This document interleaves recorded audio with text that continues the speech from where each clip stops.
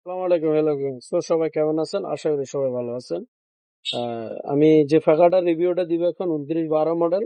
এটা ডিপেন্ডার। এটা আপনার হাইতে চালালে 3 থেকে 4 ঘন্টা অলরেডি চলবে, আর লোতে 5 ঘন্টা, আর সরি মিডিয়ামে 5 ঘন্টা, লোতে 8 ঘন্টা চলবে। তবে এটা অ্যাকুরেট আগে চার্জ দিতে হবে।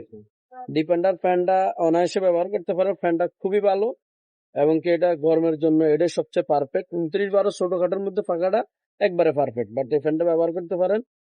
সো সবাই ভালো থাকবেন, সুস্থ থাকবেন, ভিডিওটি দেখুন।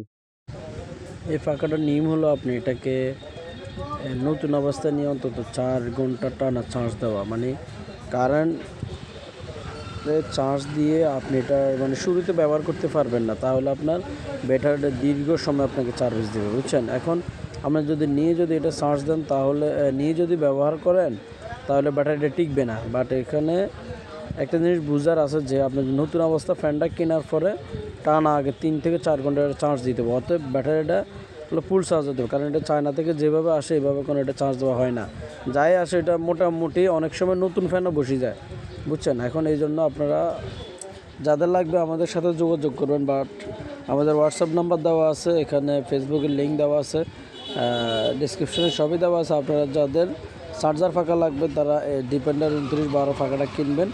এগুলোর মধ্যে 1 নম্বর 2 নম্বর আছে, তবে কেনার আগে যারা কিনবেন অবশ্যই আমাকে নক দিবেন। যদি বোঝেন তাহলে তো সমস্যা নেই, না বুঝলে নক দিবেন।